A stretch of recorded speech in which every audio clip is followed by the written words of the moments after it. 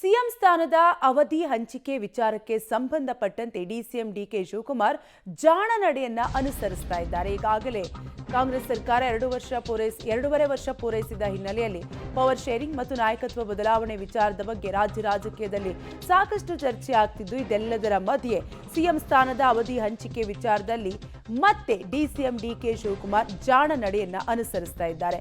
ಸಿದ್ದರಾಮಯ್ಯ ಅವರ ಅಧಿಕಾರದ ಅವಧಿ ಬಗ್ಗೆ ನಾವ್ಯಾರೂ ಮಾತಾಡಿಲ್ಲ. ಸಿದ್ದರಾಮಯ್ಯರಿಗೆ ಏನು ಗೌರವ ಕೊಡಬೇಕೋ ಕೊಟ್ಟಿದ್ದೀವಿ. ಸಿದ್ದರಾಮಯ್ಯ ಪಕ್ಷಕ್ಕೆ ದೊಡ್ಡ ಆಸ್ತಿ. ಸಿಎಂ ಮಾರ್ಗದರ್ಶನದಲ್ಲಿ ಕೆಲಸ ಮಾಡಿಕೊಂಡು ಹೋಗ್ತೇವೆ ಅಂತ ಪವರ್ ಶೇರ್ ವಿಷಯ ಹೈಕಮಾಂಡ್ ಅಂಗಳದತ್ತ ಈಗಾಗಲೇ ತಲುಪಿದೆ. ಒಟ್ಟಾರೆಯಾಗಿ ಈ ವಿಚಾರಕ್ಕೆ ಸಂಬಂಧಪಟ್ಟಂತೆ ಡಿಸಿಎಂ ಡಿಕೆ ಶಿವಕುಮಾರ್ ಜಾಣ ನಡೆಯನ್ನ ಅನುಸರಿಸ್ತಾ ಇದ್ದಾರೆ. ಸಿದ್ದರಾಮಯ್ಯ ಸಾಹೇಬರು ಬೆಳಗ್ಗೆ ಹೇಳಿದ್ರು ಸರ್, ಒಂದು ಮಾತು ಹೈಕಮಾಂಡ್ ಹೇಳಿದ್ರೆ ಎಲ್ಲೋ ಮುಗಿಯುತ್ತೆ, ಡಿ ಕೆ ಶಿ ಅವರು ಒಪ್ಕೋಬೇಕು, ನಾನು ಒಪ್ಕೋಬೇಕು ಅನ್ನೋ ಮಾತನ್ನ ಸರ್. ಅವ್ರು ಹೇಳಿದ ಮೇಲೆ ವೇದವಾಕ್ಯ ನಮ್ಮದು. ಮುಖ್ಯಮಂತ್ರಿ ಏನು ಹೇಳಿದ್ದಾರೆ ಅವ್ರು ನಾವು ಸಂಪೂರ್ಣವಾಗಿ ಒಪ್ತೇವೆ. ನಾವು ಯಾರಿಗೂ ತಗರಾಲ ಏನಿಲ್ಲ ಅದರಲ್ಲಿ.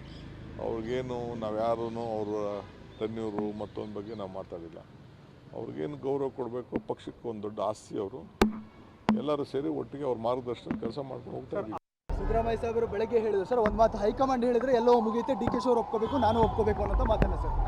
ಅವ್ರು ಹೇಳಿದ ಮೇಲೆ ವೇದವಾಕ್ಯ ನಮ್ಮದು. ಮುಖ್ಯಮಂತ್ರಿ ಏನು ಹೇಳಿದ್ದಾರೆ ಅವ್ರು ನಾವು ಸಂಪೂರ್ಣವಾಗಿ ಒಪ್ತೇವೆ. ನಾವು ಯಾರಿಗೂ ತಗರಾಲ ಏನಿಲ್ಲ ಅದರಲ್ಲಿ.